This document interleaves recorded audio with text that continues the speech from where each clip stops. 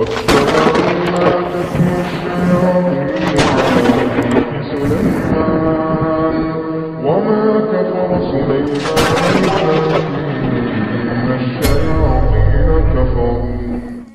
Assalamu alaikum wa rahmatullah wa barakatuh, barakallahu fikum ikhwan. Que la paix, l'amour et les bénédictions d'Allah Azza wa Jal soient sur vous. Qu'Allah subhanahu wa ta'ala vous garde et vous préserve de tout mal, vous et votre famille, Inch'Allah, tabaraka wa ta'ala. Assalamu alaikum ikhwan. J'espère que vous allez toutes et tous bien. Je vous fais un rapide débrief de tout ça. D'événements qui ont été plutôt difficiles à vivre ces derniers temps, mais qui s'emboîtent parfaitement. Donc pour ceux qui ont suivi et qui savent de quelle aventure je parle, on va remonter à l'époque de l'aventure des 13 damnés, donc dans la forêt des 13, où j'ai été victime d'une possession, on va dire plutôt d'une incorporation pour le coup, par un djinn qui riait énormément, qui riait. C'est d'ailleurs la seule fois où ça m'a fait entrer dans le tipi, souvenez-vous. Pourquoi je vous parle de cette aventure-là? Pour la simple et bonne raison que ce djinn qui passe son temps à rire est le même djinn qui m'a incorporé dans la maison du mage noir. Subhanallah al-Azim. Il riait énormément. Et visiblement, pourquoi je connaissais l'emplacement du sable, c'est parce que lui le connaissait. Et si lui le connaissait, c'est qu'il a été mandaté par un autre djinn. Et ce djinn-là, dont j'ignore le nom et l'identité et l'origine réelle, il est comme, pour moi, je l'ai classifié comme d'élève d'Al-Khalil, ou éventuellement de bras droit. Alors, est-ce que c'est un djinn qui œuvre pour le mage noir dans des conditions par rapport à des convictions qu'ils partagent tous les deux, ou est-ce que le mage noir le retient également et l'oblige à faire certaines choses contre sa volonté? J'ignore ce détail. Mais une chose est sûre, c'est que c'est ce djinn-là spécifiquement qui est venu m'incorporer dans la maison du mage noir. De ce fait, quand j'ai été au tunnel, souvenez-vous, pour récupérer la boîte, j'y étais pour récupérer la boîte pour une seule et bonne raison, déjà pouvoir m'assurer de ce qui était la nature du sable rouge évoqué plus tôt dans les aventures précédentes, mais surtout par-dessus tout, pour pouvoir réellement me sortir de l'histoire de l'échange du sable contre la canne. Parce que les djinns mécréants qui sont venus à moi, qu'Allah me pardonne si mon jugement est mauvais, mais leur attention, la manière dont ils m'ont violenté au chantier, et après de me proposer d'aller chercher la canne, je ne sais pas si on peut interpréter ça comme quelque chose de bienveillant ou de malveillant, mais toujours est-il que moi, de manière humaine, on va dire, je les ai catégorisés dans la catégorie des djinns mécréants. Donc du fait que j'ai été moi-même récupérer la boîte, puisque je connaissais l'emplacement spécifique depuis l'incorporation, ça a fait que du coup, ça me soustrait le fait de devoir, si vous voulez, procéder à l'échange de la boîte, donc du sable rouge, contre la canne. Donc la canne, je l'ai toujours en ma possession. Il faut impérativement, parce que je tarde à le faire, j'attends en fait le cycle lunaire idéal pour pouvoir m'occuper de ramener la boîte au tipi. Le problème, c'est que ça va faire, je vous dis, pas mal de semaines maintenant qu'on n'a pas vraiment de pleine lune, et que pas plus tard que ce matin, j'ai passé 1h30 avec un imam qui est venu écouter mon histoire, prendre connaissance des aventures, et on a énormément dialogué, lui et moi, au sujet de la nature des événements et dont la nature évoquée à travers les aventures. Tous les événements évoqués à travers les aventures. Donc on a bien visionné, je vous dirais, entre 15 et 20 aventures que j'ai dû lui détailler avec précision.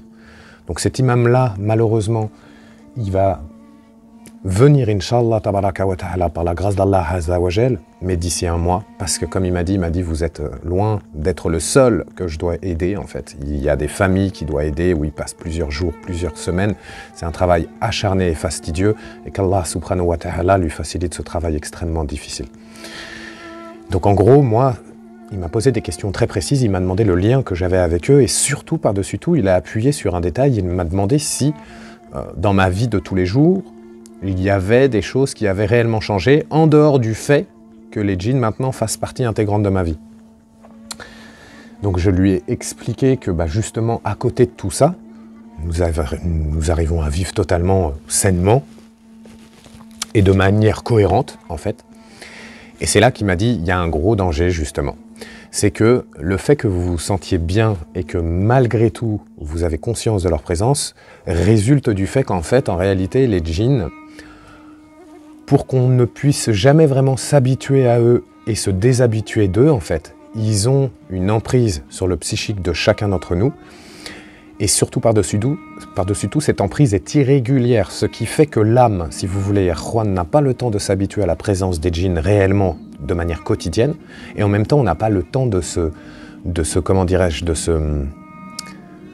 désintéresser d'eux en réalité, habituer l'âme à ce désintéressement, puisqu'ils ont une manière de procéder qui fait que, vu que c'est irrégulier dans le temps, et que si vous voulez, leurs venues et leurs actions sont pas, on ne peut pas vraiment les calculer, on ne peut pas estimer qu'ils vont faire telle chose à tel endroit, on ne sait absolument pas en fait. Donc le truc c'est que du coup, ils procèdent de cette manière-là parce que ça leur permet, sur nous, humains, astaghfirullah ou de bilana shaitan al-ajim, que on ait l'impression de vivre un semblant de vie, vous voyez. Et pour citer un exemple, justement, il m'a évoqué il est sur le cas d'une sœur en ce moment, et qu'Allah Azzawajal le facilite, et que Allah soulage la sœur de tout cela, et qu'il puisse la faciliter, Inch'Allah tabaraka wa ta'ala. C'est une sœur qui a 3 enfants, son mari l'a abandonnée, et en fait, elle est totalement suivie. Alors déjà, en amour, elle n'arrive plus du tout à tomber amoureuse. Elle pense qu'il s'agit d'un djinn qui s'est collé à elle, amoureux, et qui fait que c'est la raison pour laquelle son mari, et donc le père des enfants, les aurait abandonnés, parce que apparemment tout allait bien. Et puis au bout de 11 ans, rien n'allait plus, mais comme elle a dit, tout s'est dégradé en l'espace de 3-4 jours, totalement impossible. Et du coup, elle est quand même extrêmement avisée sur la mécréance de certains djinns qui pourraient l'entourer, qui auraient été suscités via des magies apparemment au bled, de ce qu'elle expliquait à l'imam. Et en gros, ce qui s'apparente à tout cela, c'est que l'imam m'a dit très clairement, vous voyez, le truc qui se passe ici, c'est que cette famille-là, ça va faire à peu près 2 mois que je travaille chez eux, et en 2 mois, nous avons fait pas loin de 15 ruqya, ce qui est énorme. C'est pour ça que, si vous voulez, il y a un temps vraiment d'attente assez conséquent avant que le frère puisse venir m'aider. Mais bon, comme il m'a dit, je vais vous aider, Jalal, parce que il faut que vous sachiez que vous êtes trop près d'eux. Vous avez un lien qui est trop existant, qui est trop solide en fait. Et c'est une des raisons principales pour laquelle moi je peux même pas m'approcher de la poupée sans être pris de forme de tête, sans être pris de déséquilibre, sans être pris parce que vraiment des fois je sens que les jambes vont lâcher et tout ça. C'est pour ça que la sorcellerie, je m'en approche pas du tout. Je vous parle de la poupée d'attachement. Donc il m'a dit, moi je viendrai, on prendra le temps de purifier l'endroit, mais surtout je vous expliquerai quel type de purification il faut faire et surtout à quel rythme. Parce qu'il faut savoir un truc, c'est que la purification simple, Bismillahirrahmanirrahim,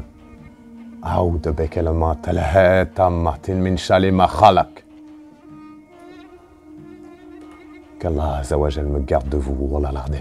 Bismillahirrahmanirrahim. En fait, en gros, il faut purifier et de manière récurrente, et une simple petite purification comme ça à la volée ne suffit pas du tout, ça les repousse temporairement, mais quelques heures après ou quelques jours après, ils sont de nouveau de retour en fait sur le lieu. Comme par exemple, vous savez, l'énorme djinn qui avait apparu, celui qui avait les yeux lumineux, et l'autre qui avait apparu près de la seconde cabane dans mon jardin. On avait découvert que dans le panier en osier, il y avait une espèce de truc extrêmement chelou, une bouteille avec je sais pas quoi, des clous, des trucs, des cordes, on aurait dit vraiment une sorcellerie, je vous avouerai. Quelques heures après déjà, quand j'y suis retourné à l'endroit, il n'y avait plus de sorcellerie du tout. Et du coup, j'en ai conclu aussi que cette sorcellerie-là, ou d'autres que j'ignore, leur sert à voyager de lieu en lieu. C'est-à-dire qu'ils l'apportent avec eux et ils repartent avec. Vous voyez ce que je veux dire? Mais ça leur a permis d'être présents dans l'espace-temps dans lequel je suis actuellement et sur le lieu, la géolocalisation de chez moi finalement, d'être à cet instant-là précisément avec moi en fait. Donc, leur venue, pourquoi? Est-ce que c'est de l'observation? Est-ce que c'est une forme d'espionnage ou est-ce que c'est une forme pour me déstabiliser? Je l'ignore. Et pour en revenir justement à l'aventure du tunnel, ce qu'il faut savoir, c'est que le ricanement en question dont je vous parlais, qui a eu lieu lors de l'incorporation dans la forêt des 13, je l'ai réentendu le soir du tunnel. La fumée rouge que j'ai vue au tunnel, très clairement, je l'apparente maintenant au mage noir. Donc le mage noir, si vous voulez, était déjà au courant que je devais récupérer le sable rouge, parce que des djinns bienveillants m'ont aidé, en fait, m'ont guidé jusqu'à là. Sauf que de récupérer le sable, ça poserait un énorme problème, visiblement, pour certains djinns. Et j'en ai parlé du coup à l'imam, et l'imam m'a dit, écoutez, j'espère qu'il ne s'agit pas de ça, Jalal, mais je préfère être honnête avec vous, j'ai déjà vu 2 fois cette situation-là. Il s'agissait, écoutez bien, Erwan, des cendres de la personne, ce qui constitue les cendres, on va dire, ou une bride de corps de cette personne-là, du monde des djinns.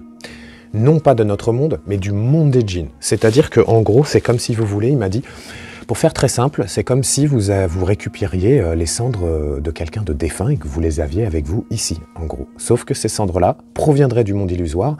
Et il m'a dit, malheureusement, c'est une preuve indéniable du fait que votre père soit réellement retenu par les djinns et qu'il a dû lutter énormément pour rentrer en contact avec vous par le biais du voyageur. Parce que ce qu'il faut savoir, c'est que selon l'imam, et c'est ce qu'on pensait aussi à Juan, souvenez-vous, Wallah l'Ardem, le voyageur a été sollicité par mon père et c'est donc pour cette raison que le voyageur est venu à moi et a tenté de me guider. Et c'est l'une des raisons aussi pour laquelle le voyageur s'est très peu montré, car c'est l'un des djinns que j'ai vu le moins, en fait, en réalité, on ne va pas se le cacher, parce que c'est un djinn qui n'est pas spécialement puissant, il n'est pas malveillant en fait.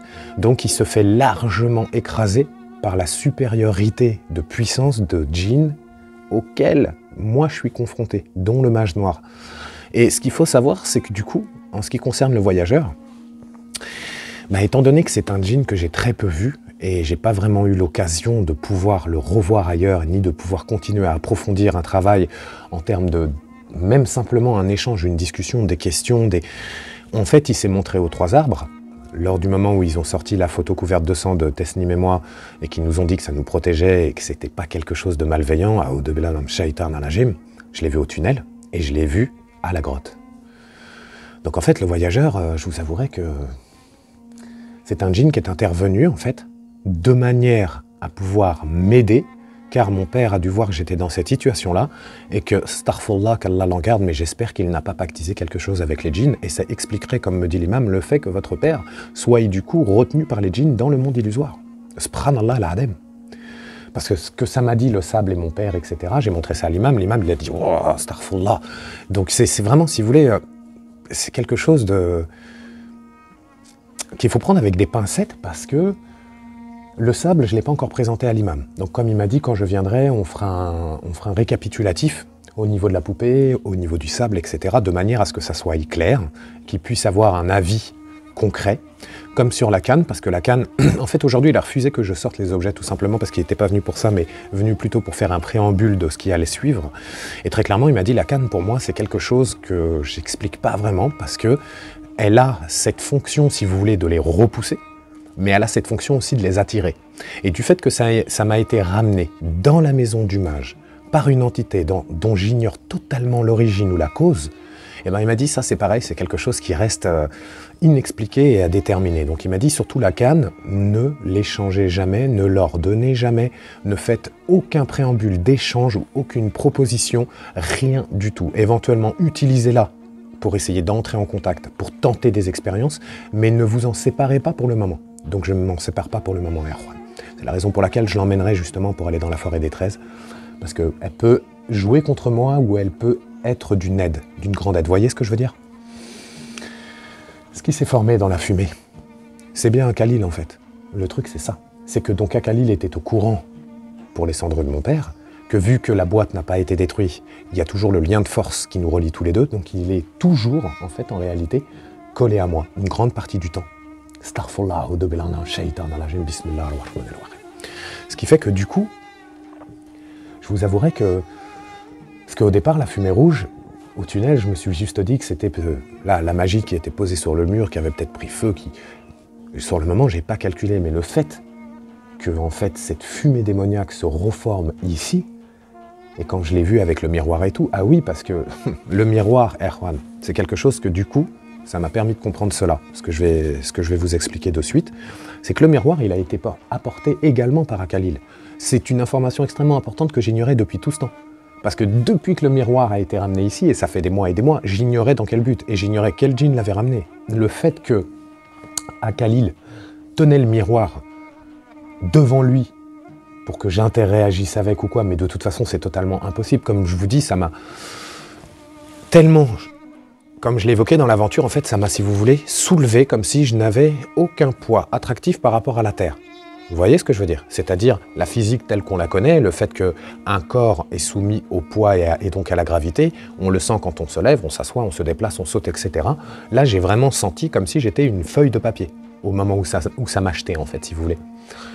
Et le fait que... d'ailleurs, en plus, soyez très attentifs, parce que dans cette séquence-là, on l'entend dire, réellement sur l'enregistrement, et je ne l'ai pas entendu en vrai, on l'entend dire « arrête de prier ».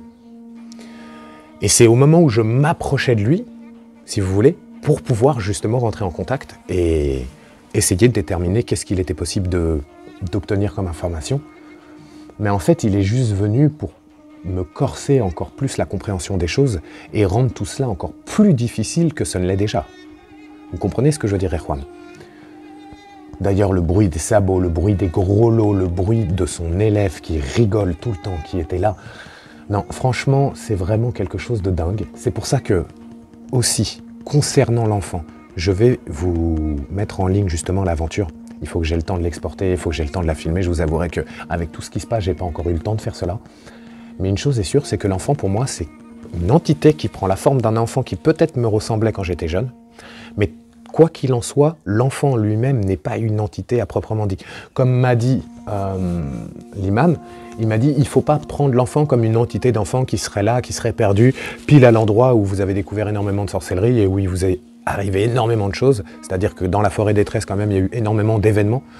Et il m'a dit, pour moi, c'est soit quelque chose qui essaye de vous guider pour vous montrer quelque chose, qui a pris l'apparence d'un enfant, ou alors il s'agit d'un Khalil ou d'un autre djinn travaillant pour lui, qui prend la formation d'un enfant, qui se fait passer pour moi.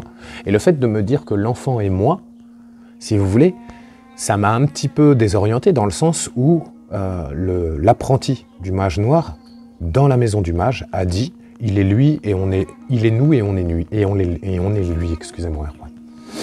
Donc quand on associe ces deux choses, l'enfant pourrait être réellement une entité qui essaye de s'approcher de moi et de me détourner de la voie que je suis. Par contre, un truc qui est très étrange, c'est de m'avoir présenté le deuxième Tipeee, dans lequel l'enfant a fini comme une espèce de brume noire, exactement comme ce que je vous ai montré récemment et ce qu'on a vu dans le Tipeee. C'est pour ça que je me suis pas approché plus que ça. Puis le cri, c'est même pas la peine, tous les PVE, tout ce qui s'est passé, qu'Allah m'en garde, oh là là, des Marwan. Donc il faudrait que je retourne avec une Ghostbox de toute façon dans la forêt des 13 afin déjà de déterminer réellement s'il est possible d'avoir des informations concernant leur identité et concernant le fait qu'aussi j'aimerais, une fois que la boîte soit déposée, que pouvoir déterminer le fait de est-ce que tout ça s'est arrêté, est-ce que tout ça a été réglé parce que la boîte a été ramenée, parce que je vous rappelle que le voyageur a enlevé la sorcellerie de la boîte, a demandé qu'un soir de pleine lune elle soit ramenée au Tipeee, à son emplacement d'origine. Et donc, j'espère réellement que de par cette action-là, ça cassera le lien de force entre moi et le mage noir. Inch'Allah, tabaraka wa ta'ala, Allah azza wa jal, c'est mieux. Donc, il y a beaucoup d'événements, comme par exemple le fait que dans la Ghostbox, sur le chantier, souvenez-vous, Erwan, ça m'a dit Jibril. Et il faut savoir, c'est que moi, mon deuxième nom, c'est Gabriel.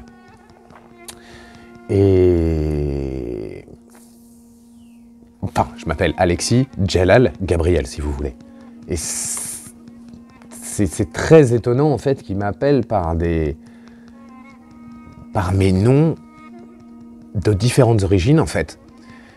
Et je vous ferai une capture d'écran, de toute façon, de ma carte d'identité en cachant les informations sensibles, et vous pourrez, du coup, constater par vous-même. Mais c'est vrai que je dois dire que c'est assez terrifiant, parce que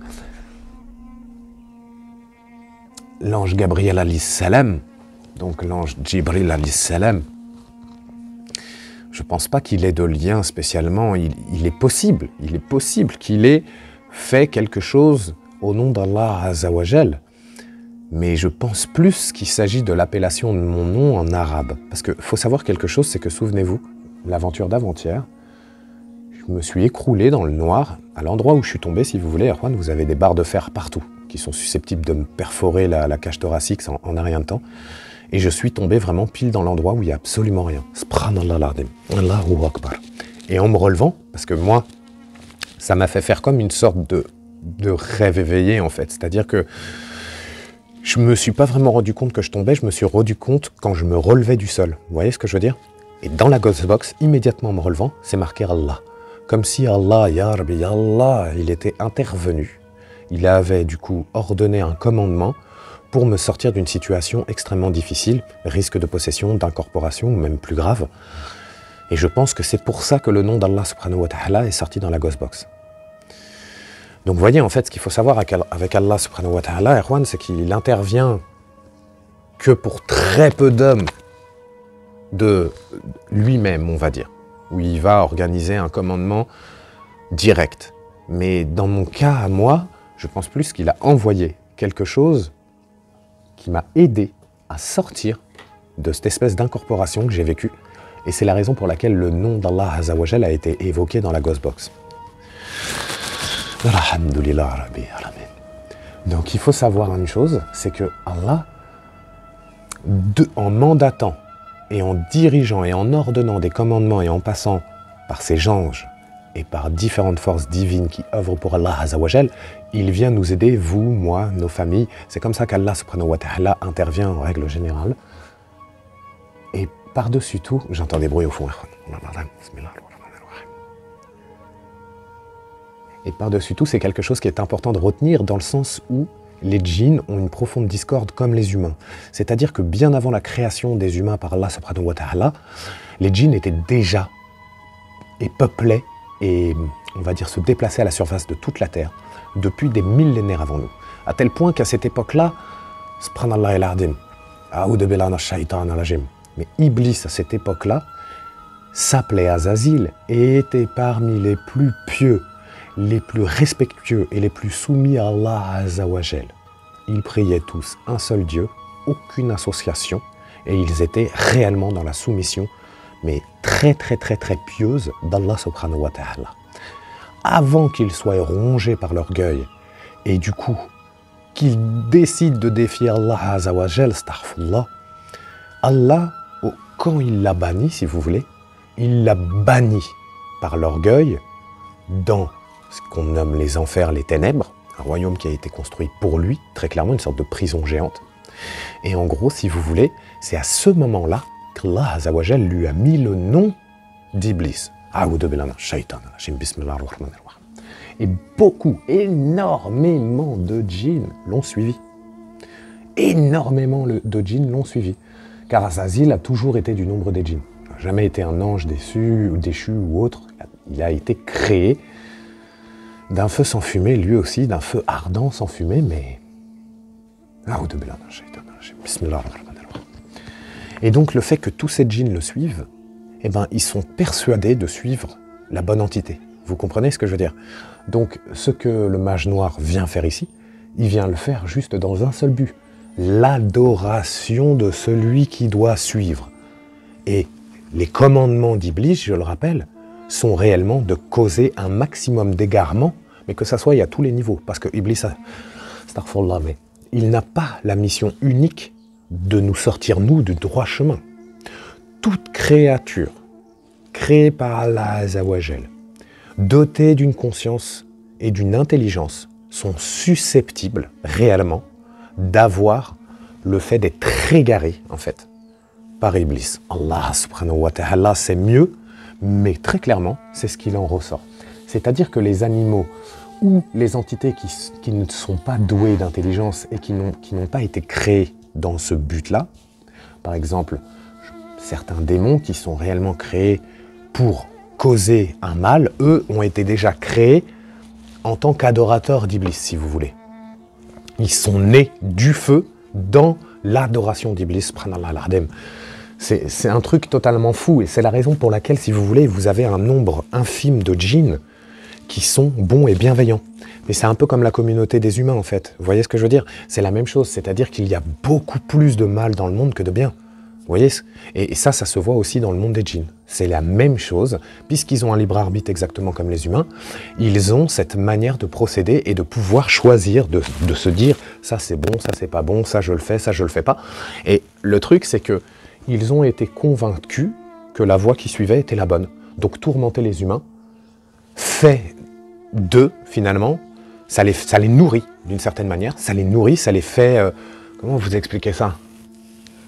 C'est une subsistance en fait, et c'est comme une sorte d'offrande qu'ils font en fait à Satan. Subhanallah al-Adem.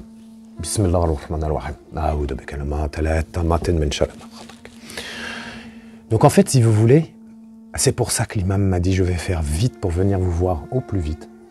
Mais vraiment, dans un premier temps, il m'a suggéré déposer la boîte. De toute façon, au point où vous en êtes, déposez la boîte, clairement. Donc ça, je vais m'en débarrasser le plus tôt possible. Et comme je l'avais dit dans l'aventure, Erwan, même s'il n'y a pas la pleine lune, malgré que Je suis un peu rebuté à ça parce que la pleine lune joue un rôle décisif dans le fait que je ramène la boîte. Et je pense que c'est lié au sortilège que le voyageur a placé dans la boîte qui va agir par le biais de la lune. Et je pense que c'est ça la réelle importance d'attendre une lune descendante pleine. Mais ça va être quelque chose qui est dans mes priorités de faire parce qu'il est hors de question que je garde ça plus longtemps. La sorcellerie de la poupée au fond du jardin, j'ai toujours pas pu la détruire parce que justement, il y a toujours la problématique de la boîte, que d'une, j'ai un lien trop aigu et trop sensible avec eux.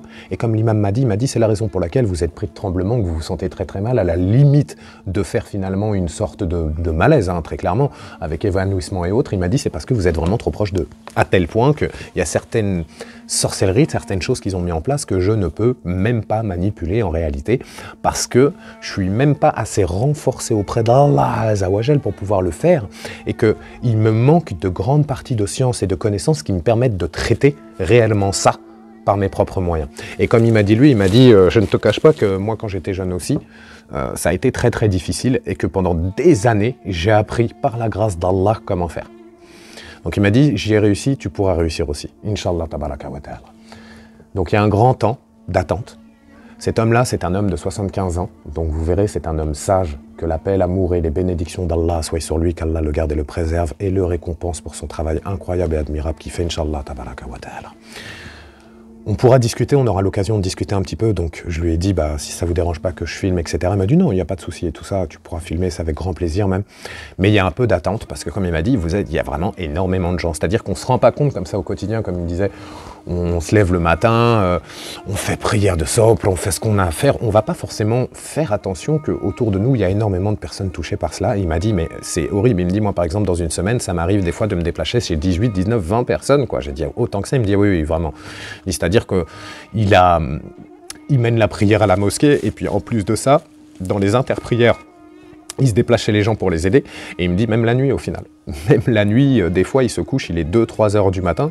C'est pour vous dire, il a un rythme de vie effréné, il œuvre pour le bien et qu'Allah le récompense pour ses grands efforts. Wallah l'ardem, et j'attends beaucoup de sa venue dans le sens où je veux absolument me débarrasser de ça, parce que même Tesnim, l'autre fois, elle fumait sa cigarette dehors, elle est rentrée en urgence parce que ça tapait au fond du cabanon. Quand la sœur Jessica, que la paix divine soit sur elle et sur son mari ainsi que sur toute sa famille, est venue nous voir, et pareil, moi je suis rentré quelques minutes avant la sœur, elle finissait sa cigarette avant d'entrer, et elle a entendu elle-même taper sur le cabanon, et elle m'a dit, ah non, je t'avoue que ça tapait là, juste au moment où je suis rentré, donc c'est-à-dire que c'est quelque chose qui est constant et qui ne s'arrête pas. Vous voyez ce que je veux dire? La venue d'Azazil, moi hier, je vous cache pas que... à part pour me déstabiliser, j'ai pas bien compris pourquoi il était venu. Et surtout, j'ai découvert un truc très chelou, c'est au niveau des échelles à droite, j'ai 2 portes si vous voulez. Celle du fond, c'est une sorte de cagibi dans laquelle il y a plein d'affaires de ma mère, etc. Il y a des sceaux de magie noire et de sorcellerie qui ont été gravés au charbon sur la porte. Et il n'y avait jamais rien eu au niveau de ces pièces-là, en fait. Donc j'espère qu'il n'y a pas une sorcellerie ou quelque chose dedans, c'est pour ça que je vais aller fouiller juste après la vidéo.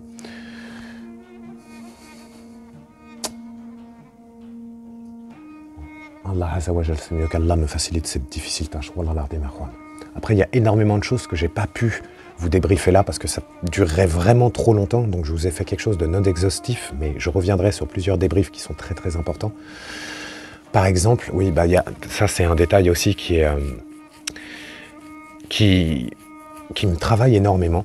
C'est au sujet de Sébastien, parce que Sébastien, ça fait partie de mes prochaines étapes, je compte le libérer, donc je vais faire un hôtel au gros feu, au gros sel, protégé au gros sel, et pouvoir utiliser de la sauge, donc celle que Rabia finalement m'a fournie sur son site à elle, pour purifier la photo, purifier du coup Sébastien, puisque par la photo, l'entité réside dans la photo en fait. Et donc du coup, ce que je vais faire, c'est que je vais tenter, avant la libération, de faire une séance de Ghostbox, en fait, avec la photo de Sébastien, afin de déterminer si Sébastien lui-même a bien été retenu, pour déterminer qu'il s'agisse bien de ce que je pense, et non pas de quelque chose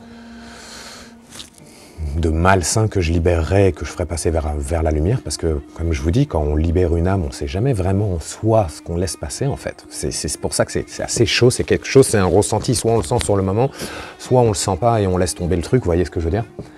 Et je vous avouerai que j'aimerais m'assurer quand même de ce que je relâche. Vous voyez ce que je veux dire? pour être vraiment sûr qu'il n'y ait pas erreur sur l'entité que j'envoie vers la lumière. Donc en gros, je vais lui faire un hôtel, gros sel, purification par la sauge, et puis Ghostbox. Ghostbox physique, bien évidemment, pour essayer d'obtenir des résultats un petit peu plus clairs et de voir ce qu'il en ressort afin de déterminer qui nous libérons. De ce fait-là, je retournerai sûrement dans la maison dans laquelle j'ai trouvé Sébastien et j'essaierai de déterminer quelle est l'origine des djinns ou de la famille qui habite les lieux. Inch'Allah, tabaraka wa ta'ala, qu'Allah me donne la force. Allahu Akbar. Et donc en gros, si vous voulez, Juan, ce qui va se passer là prochainement, donc il y a déjà l'étape de Sébastien. En deuxième temps, je vais repasser au peigne fin les sites, certains sites, parce qu'il y a des sites sur lesquels je ne pense pas aller, comme celui du Mage Bleu par exemple, je pourrais apprendre des choses. Ça fait très longtemps que je n'ai pas été au manoir. Au niveau, par exemple, c'est pareil, les 3 arbres, comme je le disais, ça serait intéressant d'y retourner. Pourquoi pas, j'ai envie de vous dire, après, je pense qu'il n'y aura pas spécialement plus de réponses, mais il est possible d'obtenir des réponses chez le cheminot aussi. Vous voyez ce que je veux dire? Puisqu'il y a vraiment eu, alors le cheminot c'est pareil, c'est vraiment une dinguerie. En fait, c'est vraiment une très grosse dinguerie. Et puis on voit que c'est très très dangereux aussi, parce que ce qui habite là-dedans, j'ai pas réussi à en définir l'origine ni ce que c'était vraiment. Mais tout ce qu'on a eu comme réponse avec l'oracle, qu'Allah Azzawajal protège la sœur, Inch'Allah, tabaraka wa ta'ala, sont absolument terrifiantes. Je veux dire, on a eu des réponses, on a vu des formations, l'oracle a ressenti des choses vraiment extrêmement difficiles là-bas, la photo qui s'est formée dans ma bouche et tout, enfin, totalement fou, les PVE, tout ce qu'il y a eu, ça a été totalement incroyable. Donc il y a plusieurs sites qui seraient susceptibles de m'apporter des réponses, parce qu'il faut savoir quelque chose, c'est que c'est pas parce que je vais m'adresser à d'autres djinns qui sont pas forcément en lien avec moi que eux vont pas me donner des réponses. Parce que dans le monde illusoire, ça se passe comme dans notre monde, il y a une sorte de bouche à l'oreille, il y a une sorte de ragot, de téléphone arabe, appelez ça comme vous voulez, où des djinns se connaissent entre eux, même s'ils ne fricotent pas, ils connaissent les palmarès des uns et des autres, et il peut y avoir des informations extrêmement cruciales et concluantes à apprendre sur ces sites-là par des djinns qui n'ont pas de lien avec mon histoire. Parce que vous remarquerez une chose, Erwan, c'est qu'il y a des djinns qui n'avaient rien à voir avec mon histoire à moi et qui se sont partiellement liés à moi pour m'aider. Parce que regardez, quand le mage noir, et qu'Allah me garde de lui, s'est formé, à un moment donné, je prie et on entend une femme qui prie avec moi. Subhanallah al-Azim. On entend une femme. Donc, est-ce qu'il s'agit de Kalila? Est-ce qu'il s'agit de la sœur Rabia, que la paix divine soit sur toutes les deux? Inch'Allah, tabaraka wa ta'ala. Je l'ignore. Vous voyez ce que je veux dire? Mais ça prouve très clairement qu'il y a des djinns bienveillants. Mais malgré leur bienveillance, du fait que eux soient aussi sous la coupe de djinns plus puissantes, et bien même en étant bienveillants, ils représentent quand même un danger pour nous. Et pour preuve, dans le Coran al-Karim, subhanallah al-Azim, dans la Sourate al-Jinn, il est explicitement dit que beaucoup d'hommes ont cherché refuge et aide auprès des djinns et que ça leur a causé doubler la cause de leur peine. C'est-à-dire qu'en gros, même les djinns bienveillants qui viendraient nous aider peuvent nous charger d'un nouveau fardeau de peine également, de par l'aide qui vont venir nous aider. Enfin, à travers l'aide qu'ils vont nous apporter. Vous comprenez? D'où la nature explicite de ce qu'Allah Azzawajal nous a indiqué dans la Sourate al-Jinn.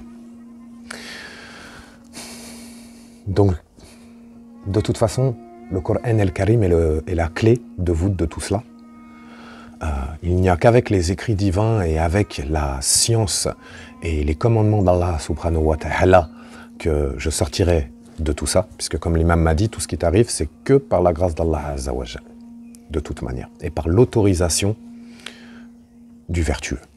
Il n'y a pas de truc autre que ça, comme il m'a dit, tout passe par les autorisations d'Allah, et les voies d'Allah Azzawajal sont impénétrables, nous pouvons juste suivre les commandements envoyés et ramenés par le prophète sallallahu alayhi wa sallam. En attendant, Erwan, je ne vais pas m'éterniser trop longtemps parce que j'aimerais aller encore à la grotte aujourd'hui. J'ai toujours espoir de pouvoir peut-être avoir des réponses au sujet du voyageur ou apprendre d'autres choses à la grotte, Inch'Allah, par la grâce d'Allah. Mais surtout, je vais retourner aux 3 arbres et tenter de voir s'il se passe quelque chose. Je filmerai à chaque fois, évidemment, s'il se passe quoi que ce soit, puisque les dernières fois où j'ai filmé sur certains lieux, il se passe vraiment rien. Bon, enfin, c'est pas qu'il se passe rien, il y a toujours des petites activités, mais il se passe rien au niveau des événements très importants, à savoir, en fait, des choses qui peuvent être des éléments déclencheurs pour le sens de la compréhension d'une autre chose. Donc, dès que ça se débloquera à ce niveau-là, dans tous les cas, je vous ferai part, évidemment, de ce que j'ai pu découvrir ou de ce que j'ai pu comprendre depuis le débrief que vous voyez là. Que la paix, l'amour et les bénédictions d'Allah subhanahu wa ta'ala, Sa Majesté Jal Hafioula, soient sur vous ainsi que votre famille. Qu'Allah Azza wa Jal vous garde et vous préserve et vous protège de tout mal. Inch'Allah tabaraka wa ta'ala. Merci pour la force, le soutien et les bénédictions. Je vous dis à très très vite, Inch'Allah. Et on se dit à bientôt. Wa alaykoum salam. Barakallahu fik.